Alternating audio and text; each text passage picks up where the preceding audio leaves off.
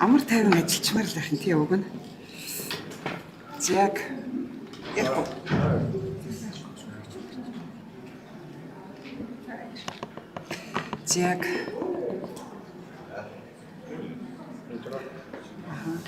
За тэгэхээр одоо сургалтын төрийн сан одоо болохоор боловсролын зээлийн сан гэж. Тэгэхээр энэ байгууллагатай холбоотой за эндээс одоо сургалтынхаа одоо зардлыг авсан гадаад улсад эрдмийн зэрэг цол хамгаалаад ирсэн олон хүмүүсийн одоо нэр хүнд хөндөгдсөн асуудлууд сүүлийн үед их яригдчихэв. Тэгэхээр өнөөдөр би надтай холбоотой бас хэд удаа яригдлаа.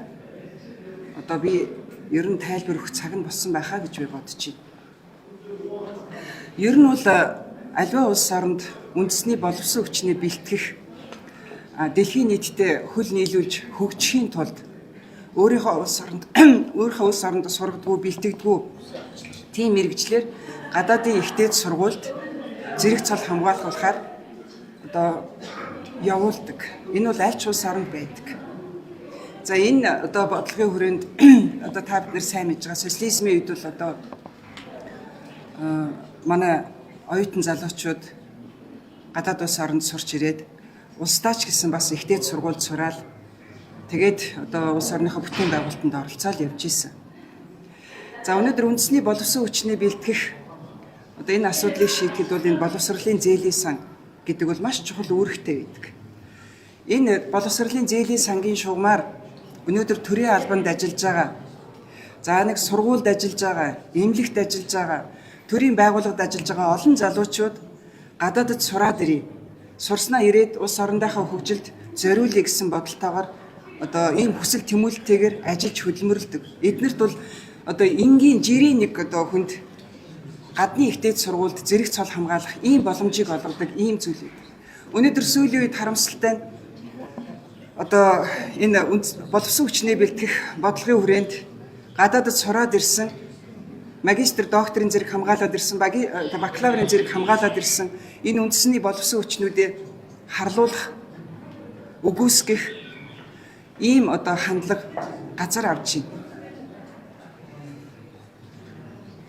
Энэ даймжирсаар бас улс орны хөгжилд хэрэгтэй мэдлэг эрдэм номыг сураад ирэх энэ боломжуудыг олон хүмүүсийн хувьд хаах вийдэ гэж би санаа зовсондоо өнөөдөр би энэ мэдээллийг хий гэж би бодлоо. Тэгэхээр яриад байна л да. Одоо өнөөдөр сая одоо сургалтын төрийн сангаас санхүүгийн зардлаа гаргуулад одоо холбооны бүгдээрэмдэх Герман улсад суралцаад ирсэн надтай холбогдуулаад хэдэн асуудлыг хэлж ярьж байна. За тэгэхээр тэр ярьсан асуудлуудын хүрээнд би та бүхэнд бас үнэн зөв мэдээлэл өгөх хэрэгтэй. За ингэжээж одоо энэ сургалтын төрийн сан боловсролын зээлийн сангаар гадаадд сурч мэргэжил боловсрол эзэмшсэн яг над шиг адилхан нөхцөлд байгаа хүмүүсийг би хамгаалах ёстой гэж би бодож байна. Тэгэхээр ер нь бол гадаадд одоо сурахаар явж байгаа хүмүүс гэрээ байгуулдаг. За тэр гэрээнд одоо ямар үүрэг хүлээгээд явдгийм бэ гэхээр одоо сурч зэрэг цолоо хамгаалж ирээд байгууллагада захиалга өгсөн байгууллагада 5 жил тасралтгүй ажиллаж хөдөлмөрлөж за тэгээд одоо нөгөө энэ гэрээнийхээ үүргийг биелүүлсэн гэдгийг материалаа бүрдүүлж өгөөд одоо чөлөөлөгдөх энэ үүргээс чөлөөлөгдөх юм хүсэлтэд гаргадаг. Энэ хүсэлтийг нь боловсролын зээлийн сангийн удирдах зөвлөл засгийн газар шийдвэрлэх ёстой гэсэн шийдвэрлэнэ гэсэн ийм заалтууд байдаг. За энэ заалтууд энэ гэрээнд бичигддэг. Энэ гэрээнд би одоо энэ шараар ингээд тодруулаад зурцсан байгаа. Энэ гэрээнд бичигддэг. За тухайн үед одоо гадаадын ихтэй сургуульд суралцахаар явж байгаа хүмүүс санхүүжилтийн асуудлыг шийдвэрлэхдээ одоо засгийн газраас баримталжсэн энэ журманд гадаадын дээд боловсролын сургалтын байгууллагад суралцагчдад зээл болгох эргэн төлөвлөх журам гэдэг. Энэ журмын 4-ийн 6-ад бас яг ингэж ütсэн байдаг. Ирээд 5 жил ажиллана. Тэгээд одоо чөлөөлүүлэх хүсэлтэд гаргана. Боловсролын зээлийн сан шийдвэрийг гаргана. Одоо боловсролын зээлийн сан судалж үзээд тэгээ засгийн газраар одоо шийдвүүлнэ гэсэн ийм зохицуулт бол энд байдаг энэ журам. За энэний дагуу их олон хүмүүс одоо суралцаад ирсэн байгаа. Гэрээгээр хүлээсэн үүргээ биелүүлсэн байгаа. Харин одоо энэ боловсролын зээлийн сан буюу засгийн газрын шийдвэрийг хүлээгээд олон жилийн нүрийг үзэж байгаа хүмүүс бол их байгаа. За тэрний нэг нь бол би. Би бол одоо энэ шийдвэрийг 9 жил хүлээж байгаа хүн. 12 онд би одоо холбооны бүгд найрамдах Герман улсад төрийн удирдлагын чиглэлээр докторийн зэрэгээ хамгаалж ирсэн. Тэгэхээр төрийн удирдлагын чиглэлээр одоо Монгол улс боловсон хүчнээ Германы Потсдам, Шпайер гэж юм хоёр их сургуульд бэлтгэдэг.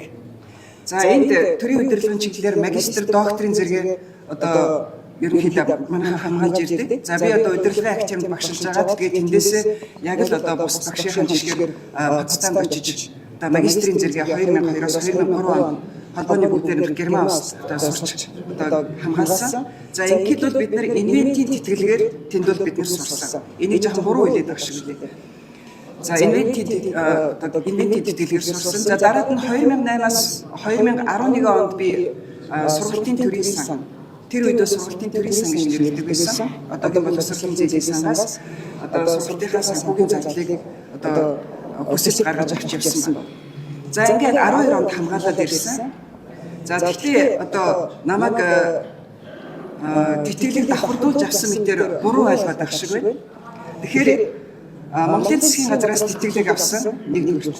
Хоёрдугаар би энэ тэтгэлэг дуусах хугацаа дууссаны дараагаар бол би 10 онд чинь дууссан шүү дээ. Тэгэхээр 10-11 онд одоо би Потсдамын их сургуулийн одоо хүний нөөцийн удирдлага байгууллагын хөгжлийн факультет тэнхэнд одоо дагалдан багшаар ажиллаж ирсэн. За дээр нь одоо доктор хамгаалж байгаа оюутнуудад зориулсан профессороор бэлтгэх ийм хөтөлбөр байдаг. Тэтгэлэг хөтөлбөр. За профессороор бэлтгэх ийм тэтгэлэг хөтөлбөрт хамрагдаж ирсэн. Тэгэхээр энд бол ямар нэгэн тэр даадаас ч юм уу, инвентээс ч юм уу давхардуулж тэтгэлэг авсан зүйл бол байхгүй. За хоёрдугаарт нь одоо холбооны бүгд найрамдах Герман улсын элчин сайдын яамаар дамжуулж одоо мөнгө авсан гэж бас ташаа буруу ойлголт төрүүлээд байна. Тэгэхээр гадаадын одоо ихтэй сургуулиудын улс орон болгон бол өөр өөрийн хуультай. Хуулийн зохицуултууд нь ялгаатай. За Германд яадаг юм бэ гэхээр одоо Германд сурж байгаа гадаадын оюутнуудад банкнд одоо захиран зарцуулах хязгаарлагдмал хэрэгтэй данс нийлэгдэг. Одоо хүүхний нэр дээр нийлэгдэг хязгаарлагдмал хэрэгтэй. За тэр дансанд одоо яг сургалтын одоо санхүүд нь одоо тэнд нэг зардал нь байршсан тохиолдолд сая сургалтынх нь эрхийг нээгддэг юм үндэслэлтэй. За тэр хязгаарлагдмал хэрэгтэй данс гэдэг утгаараа тэр дансыг эзэмшиж байгаа хүн нь яг зориултаар нь яг зохих хэмжээгээр нь одоо захин зарцуулах үүрэг хийдэг. Тэндээс ямар нэгэн одоо буруу зөрүү байдлаар ингэж яваад байх боломжууд байхгүй. Уучлаарай энэ бол одоо бид нар Германыг мэднэ. Одоо ямар их айхтар хууль эдэлдэг улс орн билээ. Тэгэхээр тэр хууль дүрмийнхэн дагуу бид нар ажиллаж амьдрах хэрэгтэй. Тэнд бол одоо Монголоос сургалтын сангаас тэр мөнгийг элчингээр дамжуулаад тэр элчин тэр их сургуулийнхаа тэр одоо сургууль бүртгэлтэй тухайн оюутны дансанд байршуулаад ингэж явж байгаа ийм зүйл. Тэгэхээр энэ дээр буруу ойлгоод байна. За хоёрдугаарт нь 13 онд диплом нь ирсэн гэж бас ингэ яриад байна. Тэгэхээр 12 онд бид нар хамгаалсан байгаа.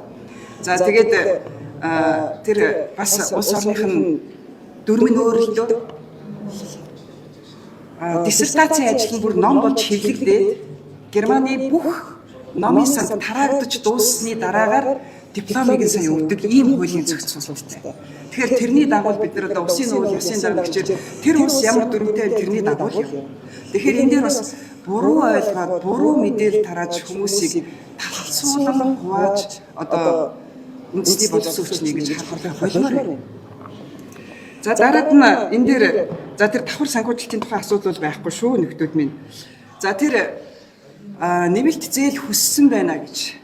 За тэр одоо эхний жилд ирсэн би одоо яг тодорхой санаж байна. Эхний жилд одоо ингээд шилжүүлсэн мөнгө нь яг оны төгсгөлд маш бага мөнгө орж ирэхээр эн чинь одоо яагаад ингэвэ гэд би одоо тэр үед хариуцж ирсэн санхүү одоо Наслма гэдэг хүнд би хандаж би одоо ийм байна гэдгийг би уламжилж биччихсэн. Тэрийг одоо буруу ойлгоод байх шүү. Тэр бол шийдэгдсэн юм бол байхгүй шүү. За буруу зүрх ойлгож болохгүй. За дараад нь энэ дээр бас одоо төлбөргүй сургууль гэж яриад байна. Тэгэхээр миний материалыг боловсролын зээлийн сангаас бүх материалыг авч судлахдаа нягт нямбай судлах хэрэгтэй байсан байна. Тэгэхээр Потсдамын их сургуулиас гадаад харилцааны ажилтнаас ирсэн орчуулаа тавьсан мэдээллийг харсан байгаа бах. Тэгэхээр тэр мэдээлэлд бол тэгэхээр ер нь бол бакалаврын түвшинд сурж байгаа оюутан бол сардаа нэг 700-аад еврогийн зардал гардаг, амжиргааны зардал гардаг. За докторийн сургалт дээр болоод ирэхээр сургалтын бусад зардлууд бол хурал цуглаанд орох, ном сургалтын тоног хэрэгсэл авах гихчээтэй бусад зардал гардгаа гэсэн ийм утгатай ийм албан бичиг ирсэн байгааг үндэслэж манай боловсролын зээлийн сангаас энэ асуудлыг шийдсэн гэж би харж байгаа.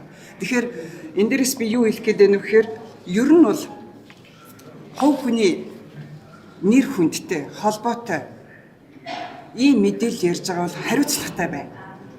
Нийгэмд талцал, хардалт, сэрдлэг үүсгэсэн нийгмийн нэг хэсгийг харлуулсан ийм мэдээллийг тарааж төрийн үндэсний боловсон хүчний бэлтгэх бодлогыг цаашд явцгүй болгож болохгүй шүү.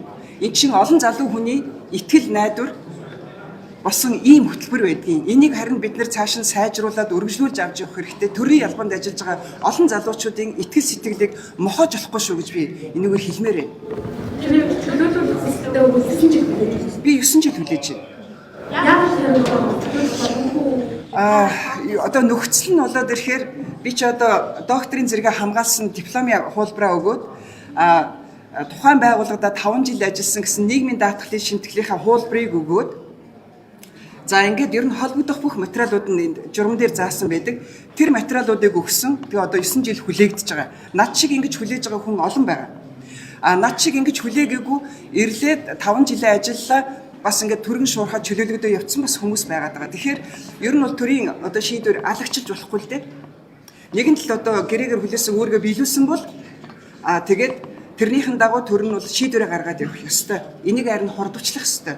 Над шиг ийм олон хүмүүсийн эрх ашгийг өнөөдөр нэг өдөр нэг өдөр боловсролын зээлийн сангаас тэтгэлэг аваад энэ хүн гадаадад эрдмийн зэрэг цол хамгаалаад ирсэн байна гэд бас ингээд нийгэмд бусдын боломжийг булаацсан мэтээр ингэж ойлгогдож нэрлүүлэх вэ, цоллуулах вэ гэж болгоомжилж айд сууж байгаа олон хүн байгаа. Тэгэхээр тэр хүний хүмүүсийн эрх ашгийг хамгаалах үүднээс өнөөдөр би энийг ярихаас арга байхгүй. Би 9 жил хүлээж байгаа. Ёсцол дэм хорооны амрыг ёс зүйгүй байна. Шүдийн асуудлыг алдарчилж үзэж шахаад байна, хилцээд байна гэдэг асуудал байсан. Өнөөдөр саранчны гүшүүний хувьд бол тань харуулсан инээж мэдээж авсан гайг шинэ сэтгэлээр тодог болгон хоорондоо ярилцаж ажилладаг хэсэгэд улсын хурлын гишүүн саранчны хувьд үйлдэл явуулсан тань болсон байна. Тэгээд мөн надад энэ асуудлыг ингээд хэцүү гомдлуудыг хийж аваад хилцээд байна. Зарим гишүүдийн асуудал болсон нэгдээ гарсан асуудал тэгэхээр энэ дээр бид нэр хууль тогтоох байгууллага. Хууль тогтоох байгууллагын ёс зүйн дэд хороо хуулиа баримталж ажиллана. Тэгэхээр төрийн албан агчийн ёс зүйн тухай хууль, улсын хурлын гишүүний ёс зүйн дүрмд ямар зохицуултууд байна? Яг тэр хүрээндээ л бид нар ажиллах хэрэгтэй. Тэгэхээр тухайлах юм бол хүний биед халдсан тухай асуудал гэж ярьж байна те. За тэгэхээр энэ дээр алдаа зөрчил гаргаад тухайн гишүүн маань байнгын хорооны хурал дээр албан ёсоор микрофон дээр албан ёсоор уучлалт гуйсан байна. Тэгэхээр дүрмэнд албан ёсоор уучлалт гуйсан бол өргөдлийг хянан шалгахгүй, тухайн зөрчлийг хянан шалгахгүй гэсэн ийм зохицуулт бий. Тийм учраас энийг бид нэр шалгах боломжгүй. За энэ улсын хурлын гишүүний ёс зүйн дүрмийн 10 дугаар зүйлд ирсэн ёс зүйн зөрчил гарлаа гэж үзэж ирсэн гомдол, өргөл гомдлыг шалгах тухай зохицуултууд бий. За энэ зохицуултаар бид нар ирсэн гомдлыг ёс зүйн дэд хорооны гишүүндээ хуваарилдаг. Гишүүн нь тэрийг аваад тайлбарыг аваад нэмэлт мэдээллүүдийг цуглуулад тэгээд шалгаж үзээ дараад нь энийг яах вэ гэдгийг ер нь бид нар ярилцаж шийдвэрлэдэг зүйл. Тэгэхээр саран чулуун гишүүний тухай дээр бол би өрөөндөө сууж ирсэн л да би ярихаас арга хүрээд ирэхгүй юу энэ лоббид инхтэй гишүүн бид хоёр яриа сууж ийна гэсэн яваад ицсэн яриа сууж ийсэн. Тэгэхээр чин бид нар бол яг өргөдөл гомдлыг шалгахад дүрмээрээ эн чинь бид нар бүр референтэн суугаад тэмдэглэлээ хөтлөөд, бичлэгээ хийгээд, өргөдөлд дурддагдсан зүйлүүдийн баримт нотлохоог шалгаад ингэж бид нэр одоо өргөдлийг шалгадаг. Энэ бол нэлээд бас цаг хугацаа нэлээд одоо нэгт нямбай ажиллагааг шалгадаг юм шаарддаг юм зүйл байдаг. Тэнд бол бид нэр зүгээр ингээд хүмүүс хоорондын нэг ярьдаг шүү дээ, хүмүүс хоорондоо ингээд яриад за одоо ингээд энийг ер нь яаж хийх вэ? За хэдий дуулцах уу, яах вэ, ийх үү гэдэг. Ингээд хоорондоо ингээд ажлаа яаж зохион байгуулах тухай хариуцж авсан эгчээ гишүүн маань Сарамтиатай яриа суужсэн. Би хажууд нь суугаад за ингүүл яасан, тэгвэл яасан гэж санаа бодлоо ярилцж ирсэн. Тэгэхээр одоо за ер нь бол гишүүд хоорондоо ярилцаад уулзраа олчих бас боломжтой шүү дээ гэж хэлсэн л дээ. Энэ бол байх л зүйл. Ер нь бол зөрчил маргааныг шийдэхэд бид нар чинь бас ятгах, итгүүлэн үнэмшүүлэх, эвлэрүүлэн зуурчлах ийм олон арга механизмуудыг бид нар одоо оролддог, хэрэглэх гэж үздэг. Тэгээд одоо энэ маань үр дүнгүй болох юм бол одоо яах аргагүй дөрөнд байгаа нөгөө 3 одоо сахилгын хариуцлага одоо хүлээлгэхийн арга хэмжээг авахаас аргагүй байдалд хүрдэг. Тэгэхээр энэ дээр магадгүй манай одоо Сарамжлан гүшин бас буруу ойлгосон юм шиг байна. Тэгээд бид нар чинь лоббид ингээд зүгээр зэрэгцэн яриа сууж хаад хажууд бас хэдэн гишүүд зогсцсон яриад инээдтэй юм ярьж ахаар чинь одоо юм сонсож хаад нөгөө тэргүй чихэн дээр инээдтэй яриад хаад хүн одоо мөвшичлээ л да. За би тэгээд нэг мөвшийцэн тал бол би. Гэхдээ хүн гомдлоо ярьж хаад юу гэж ямар хүн тэгж тэрэн дээр одоо баярлж байгаа юм шиг нэхэд энэ бол байхгүй зүйл шүү дээ, болохгүй зүйл шүү дээ. Зүгээр одоо энгийн яриа ярьж хахад хажууд хүмүүс ингээ эргэн тойрон яриад манай гишүүд зогсож байсан. Манай гишүүд инээдтэй юм ярьж байсан. Тэгээд зүгээр энгийн одоо цөмөрөө тэгээ уулзчихууд одоо Бацуур гишүүнтэй хизээд нь уулзах уу, цуг уулзах уу, тус тусад нь уулзах уу гэдэг ингээ зүгээр ажлын төлөвлөгөө маягийн ингээ яриа сууж хахад албан бус яриа байсан юм. Тэр үед одоо энийг бол харин одоо юу гэдгийг албан одоо өргөдлийг хянд шалгах албан үйл ажиллагаа байсан мэтэр ойлгож ингэж ярьсан нь харин тэр хүн бол жаахан буруу ойлгоцсон байлээ гэж би хэлнэ. Энийг дэд хорооны дараагаас одоо уухын зүйлтэй гэдэг гарын цэцгэлсүүлээд байгаа юм. Хэрвээ гарын үрдүүл таяр нь тэгэхээр энэ бол одоо яг бид нар чинь дөрвөлээд байгаа хууль дөрмийн хүрээнд бид нар зохицуулна. Тэгэхээр одоо дэд хорооны дарга байна уу, байнгын хорооны дарга байна уу? Энэ хүнд одоо албан тушаалаа гэнтэй өөрчлөх тухай гар үсэг цуглуулахаар албан тушаалаа өгч болно болохгүй гэсэн ийм зохицуулт бол дөрмөндөө хуулиндаа байхгүй юм бэл. За тэгэхээр одоо би ингээд ер нь бол би одоо шулуухандаа хэлэхэд нэлээд одоо олон удаагийн одоо иймэрхүү буруу зүрх ойлголтуудад эцэслэн тайлбар өгье гэсэн зорилгоор бол та бүхэнд мэдээлэл хийлээ. Тэгэхээр одоо удахгүй хүүхдийн баяр болох гэж байгаа одоо энэ мэдээллийг бас нэг арай жоохон эерэг юмар би өндөрлөе гэж би бодож байна. Тэгэхээр энэ дээрээс би яг юу тухай ярих гэдэг вэ гэхээр түрүүчийн 7 хоногт бас хэд хэдэн удаа сэтгүүлчд хандсан. Тэгэхээр энэ мөнх сайхан нарын гишүүдийн өргөн барьсан сургуулийн орчны эрүүл мэнд аюулгүй байдлын тухай хуулийн төсөл одоо явагдаж байгаа. Тэгэхээр энэ бол одоо яах аргагүй энэ жилийн одоо хүүхдийн баярт барьж байгаа улсын хурлын бас улсын хурлаас одоо хүүхдүүдийн талаар авч хэрэгжүүлж байгаа бас нэг томоохон ажил бол одоо бас амжилттай явж байгаа гэдгийг хэлье. Тэгэхээр энэ маань яг одоо юун тухай хууль юм бэ гэхээр өнөөдөр ерөнхий боловсролын сургууль, мэргэжлийн боловсролын сургуульд сурж байгаа хүүхдүүдийн одоо сурах орчин одоо эрүүл мэндийг дэмжсэн ийм байгууллага болгож хүүхдүүдийн эрүүл мэндийг боловсролын байгууллага, эрүүл мэндийн байгууллага хамтын ажиллагаагаар хүүхдүүдийн ирээдүйн залуу үеэ одоо эрүүл саруулаар мэдлэг боловсролтой болгоё гэсэн ийм хуулийн төсөл явж байгаа. За энэ хуулийн төсөл бол одоо бас ажлын хэсэг нь байгуулагдаад ингээ явж байгаа ажлын хэсгийг нь ахлаад ажиллаж байгаа. Тэгэхээр энэ бол одоо анги танхим нь хүрэлцээгүй байх, агаар танхим нь агаар нь солилцоогүй байх гэд орчны олон асуудлууд үүсгэсэн зүйлийг засах сайжруулахад чиглэсэн ийм хууль байгаа. Бас дээр нь сургуулийн нийгмийн орчныг хүн ажиллаж хөдөлмөрлөхөд аятай таатай болгоход чиглэсэн олон санаанууд орж иж байгаа ийм хуулийн төсөл явж байгаа гэдгийг бас та бүхэнд товч мэдэгдэе. За ингээд баярлалаа.